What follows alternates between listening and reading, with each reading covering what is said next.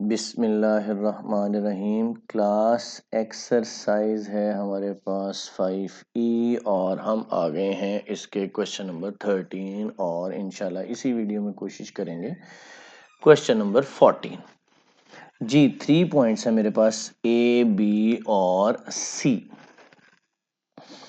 और AB के बारे में कहा गया परपेंडिकुलर है BC के। जी स्टूडेंट्स, A है मेरे पास -1 और -3 और B है 2 और 3 और C है 6 और K और साथ में कहा गया AB परपेंडिकुलर टू BC। तो परपेंडिकुलर का मतलब इनका प्रोडक्ट मेरे पास है -1 और पहले पार्ट में कहा गया है कि इस रिलेशन को यूज करते हुए आपने K फाइंड आउट करना है। ठीक हो गया। तो पहले तो मुझे ए बी की स्लोप फाइंड आउट करनी है, फिर बी सी की, और उनको M1 और M2 का नाम देना है। तो slope of A B M1 Y1 minus Y2 over X1 minus X2। तो ए की वैल्यू और बी की वैल्यू लिख लेते हैं। ठीक हो गया जी। ए की वैल्यू है -1 -3 और बी की वैल्यू है 2 और 3। तो ये हो गया x1 y1, ये हो गया x2 और ये हो गया y2। y1 क्या है -3, y2 क्या है 3, x1 क्या है -1 और x2 क्या है 2। तो ये आ जाएगा 2। ठीक हो गया। अब आ जाइए स्लोप ऑफ BC निकालते हैं, उसको M2 का नाम दे देते हैं। स्लोप ऑफ BC M2 और फार्मूला फिर वही y1 minus y2 over x1 minus x2। तो B और C पॉइंट लिख लेते हैं। यहाँ पे B है 2 और 3 और C है 6 और K।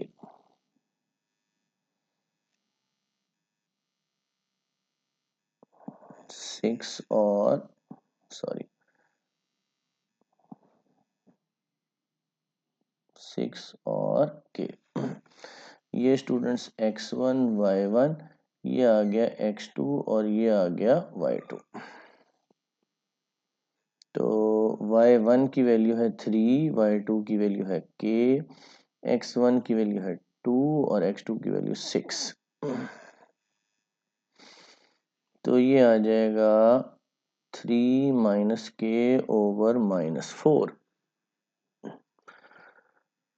3 माइनस के ओवर -4।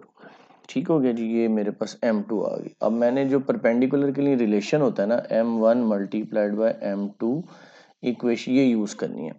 M2 तो मेरे पास है ना 3 माइनस के ओवर -4 और M1 क्या फाइंड आउट किया था, वो था 2 इक्वल टू -1। जी ये 2 इन दोनों से मल्टीप्लाई होगा, ये आ जाएगा 6 माइनस 2 के -4 डिवाइड और इधर आके मल्टीप्लाई 4 हो जाएगा।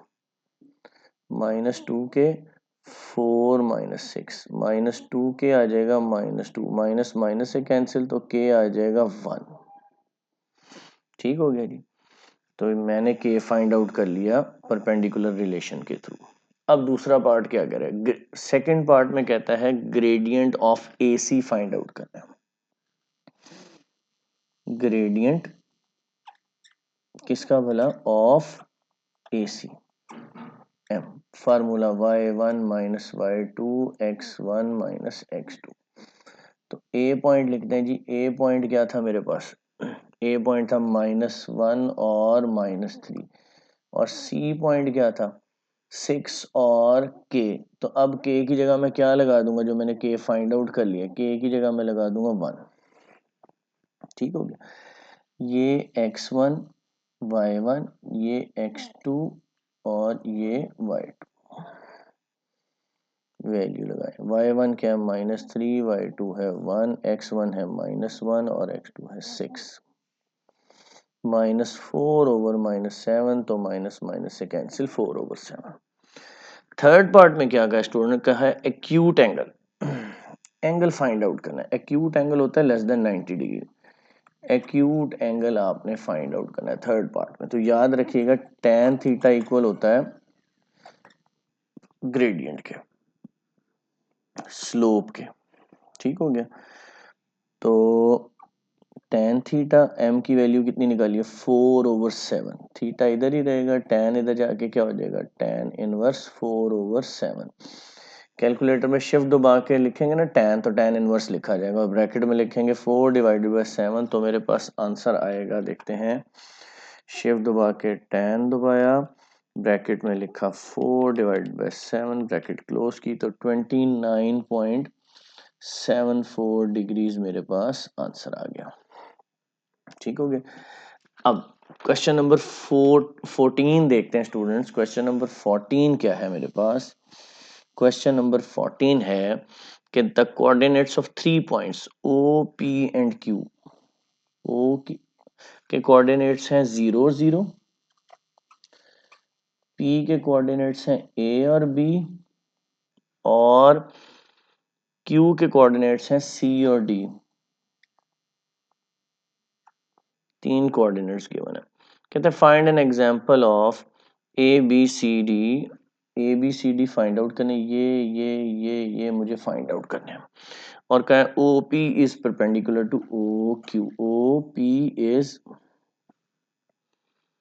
Perpendicular to OP, perpendicular to OQ, तो यानी m1 इसकी स्लोप मल्टीप्लाइड बाय m2 इसकी, और -1, ये मुझे इक्वेशन यूज करनी है परपेंडिकुलर वाली। पहले तो slope of OP find out करते हैं ना,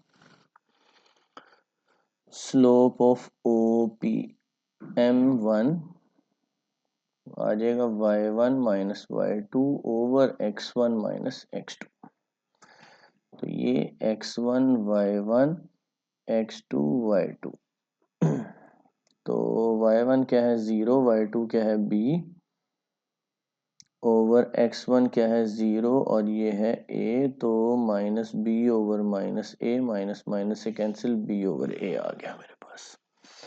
अब मुझे slope of OQ find out करना है, स्लोप ऑफ OQ, इसको m2 कह लूंगा, तो O पॉइंट तो 0 0 है, और Q पॉइंट है C और D, ये x1 y1, ये x2 और ये y2, y1 minus y2 over x1 minus x2,